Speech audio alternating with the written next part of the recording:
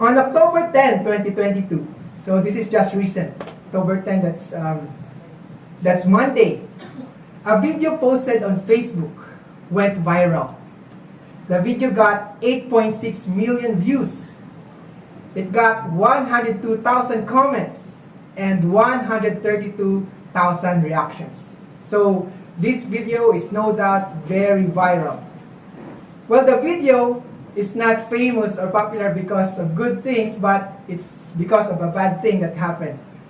The video is about angry customer scolding a fast food manager after he was asked to wait for his order in a drive-thru.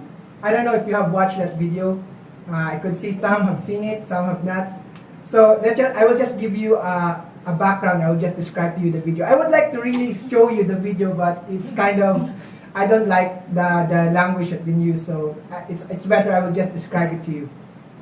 So this video is about an angry customer, and from the video, the customer expected that he doesn't need to wait for his order. Of course, it's drive-thru after all. The manager explained that since he ordered a lot of items, a lot of food, it might take a few minutes for the order to be completed.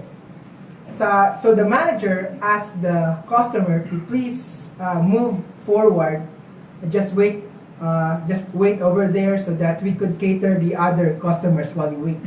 And that's when the customer got angry.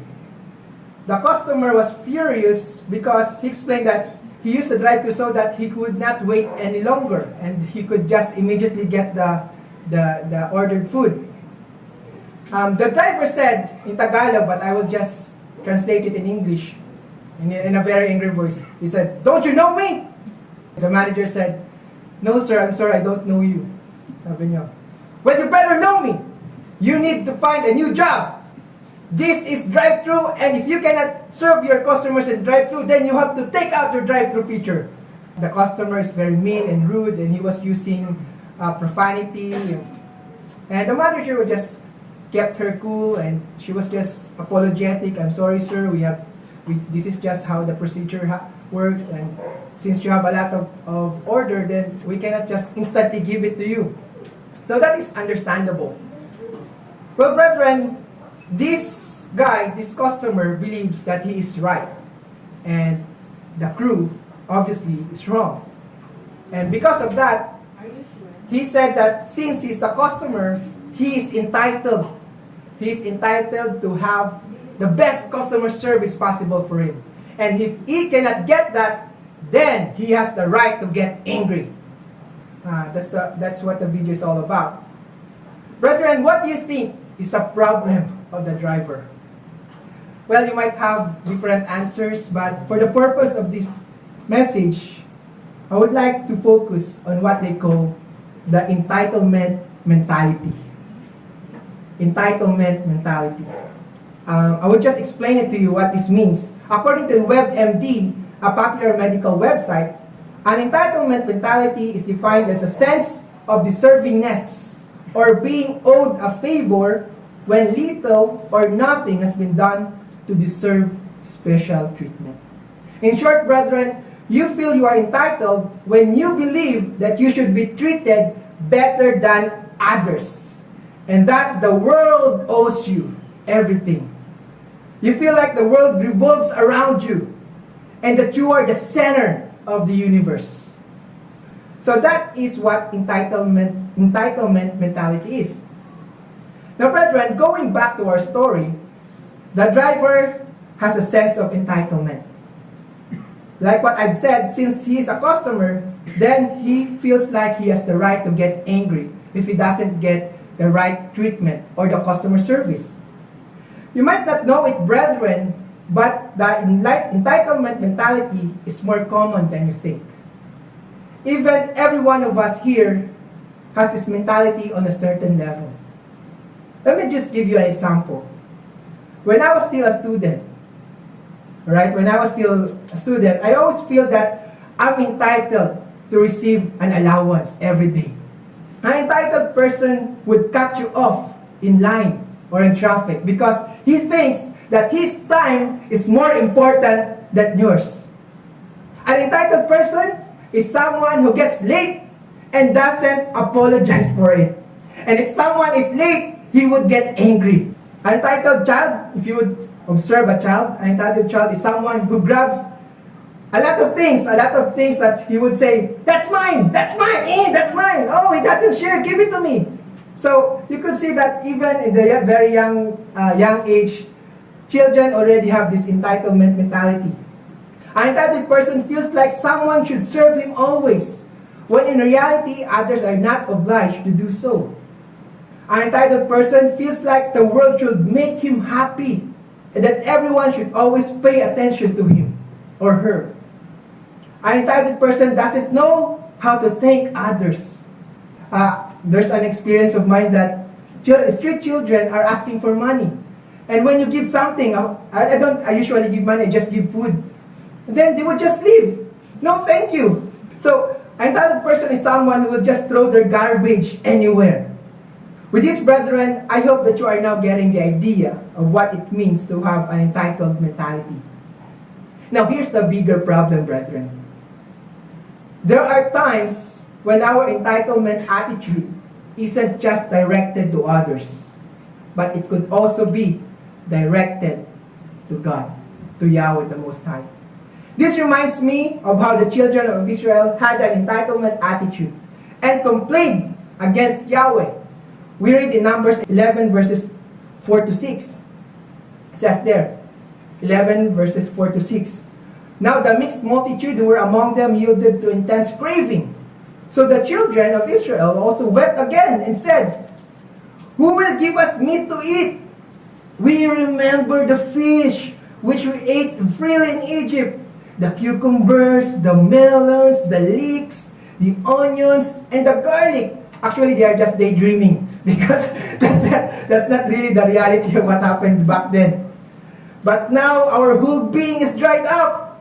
There's nothing at all except this manna before our eyes. So these people are kind of weird because when they were in Egypt, they were crying out to God, Lord, Father, help us, save us, deliver us from these Egyptians. And now they were rescued by God. They were having this entitlement mentality, saying that, Father, you rescued us. Now it's your responsibility to feed us. It is your job to give everything that we need. And so, brethren, we could see here that the people of Israel are having the self-entitlement mentality. So, if we are not careful, brethren, we can also have the same attitude.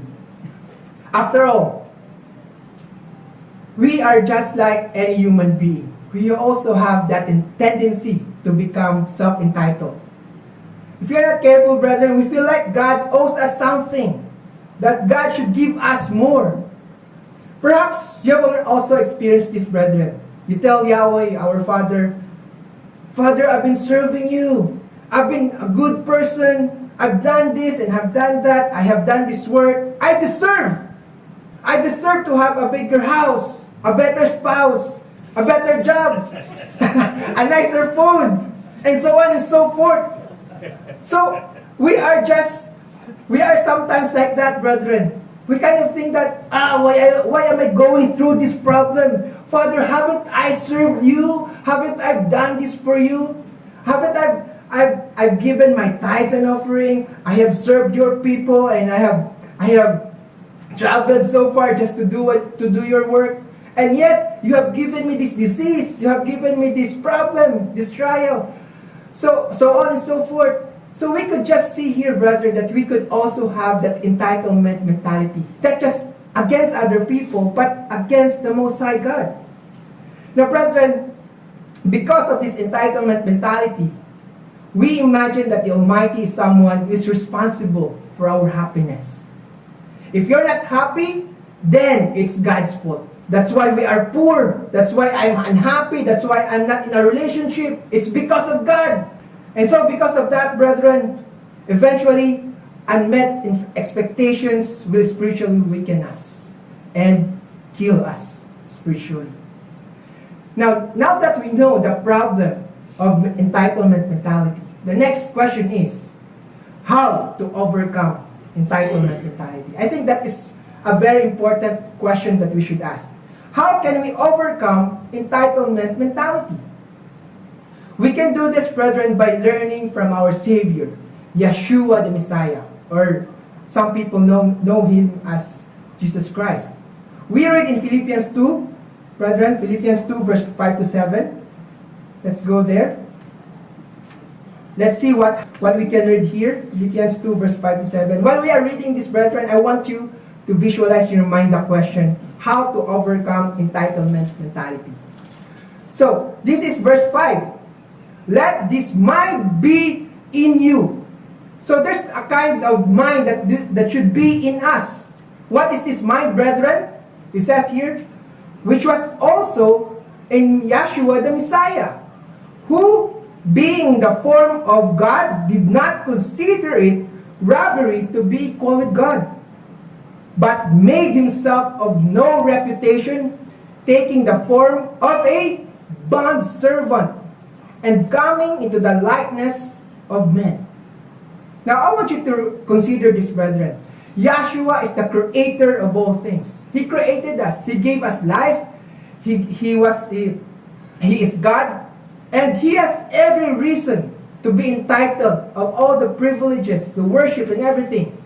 And yet, brethren, He did not demand to be treated like God. But He took the form of what? Of a bond servant. Of a servant, brethren. He didn't insist on having all the privileges of being a God. He is that humble, brethren. He took the form of a bond servant instead of insisting that He is God. Remember, He is a God in the form of a man. He could easily say, hey, you worship me. Don't say that. I will kill you. I will call thunder from heaven and I will zap you out of existence. No, brethren. What He did was, He allowed other people to insult Him, to punch Him, to kick Him, to spat on His face. He allowed other people to hit Him, brethren. And He allowed to be killed by the most humiliating and painful punishment ever known to man. And He was eventually killed. Yes, brethren, this is the type of mind that we should all have. You see, brethren, sometimes it is true that we are entitled for something. If you paid for something, then you are entitled to get that kind of service.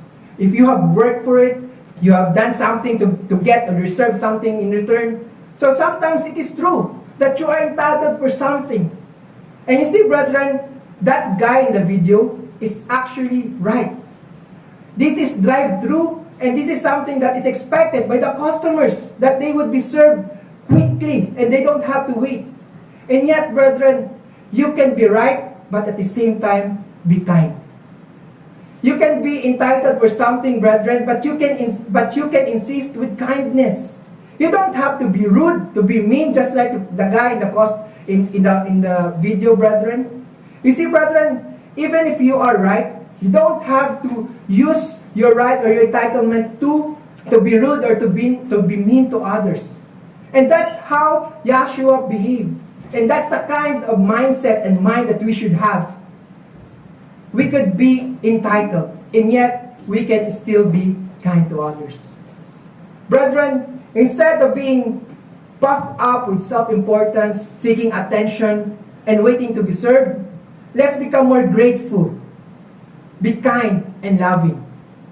Whether we are entitled to something or not, we should do our best to conduct ourselves in a godly manner. With all these things, brethren, it is my sincerest hope that we should get rid of entitlement mentality and replace it with Yeshua's mentality.